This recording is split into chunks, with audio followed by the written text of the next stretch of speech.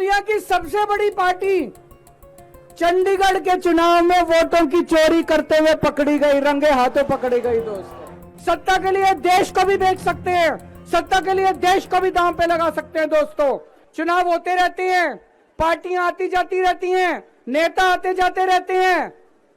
नेता आज ये कल ये, आज ये पार्टी कल ये पार्टी, आज इसका मेयर कल इसका मेयर। देश के साथ खिलवाड़ नहीं होना चाहिए, हमारे जनतंत्र के साथ खिलवाड़ नहीं होना चाहिए। इन्होंने जो चुनाव के साथ खिलवाड़ करना शुरू किया है, इन्होंने जो जनतंत्र के साथ खिलवाड़, कैमरे के अंदर पकड़े गए। अगर ये चंडीगढ़ जैसे छोटे से चुनाव में इतनी बड़ी गड़बड़ कर सकते हैं, तो जाहिर है लोकसभा के और विधानसभा के चुनाव में तो पता नहीं कितनी बड़ी गड़बड़ करते होंगे। है कि नहीं है? पूरे देश के सामने आ गया किस तरह से गड़बड़ करते हैं। इनके लिए देश जरूरी नहीं है, इनके लिए जनतंत्र जरूरी नहीं है, केवल और केवल सत्ता के लिए ये किसी भी हद तक जा सकते हैं।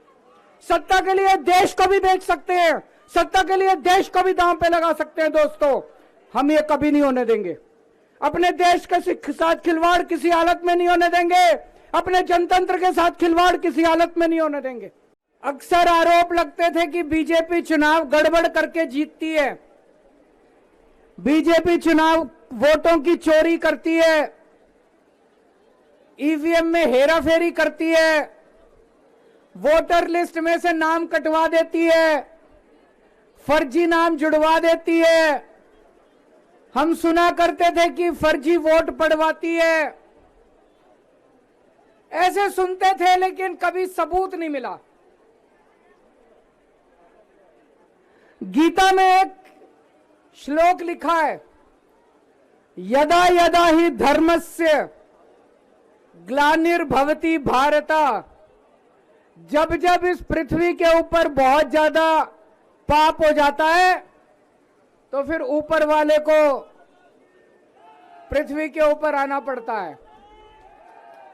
तो ऊपर वाले को पृथ्वी पे आना पड़ता है का मतलब यह नहीं कि भगवान को आना पड़ता है। भगवान अपने तरीके से ऊपर आसमान में बैठ के झाड़ू चलाता है।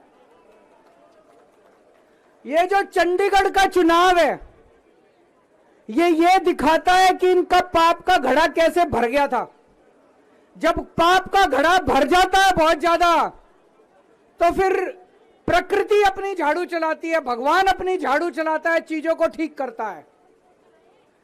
चंडीगढ़ का चुनाव कहने को तो छोटा सा चुनाव था, 10 बाई 10 किलोमीटर का एक छोटा सा शहर है, मेयर का चुनाव था, लेकिन दुनिया की सबसे बड़ी पार्टी चंडीगढ़ के चुनाव में वोटों की चोरी करते हुए पकड़ी गई, रंगे हाथों पकड़ी गई। दोस्तों,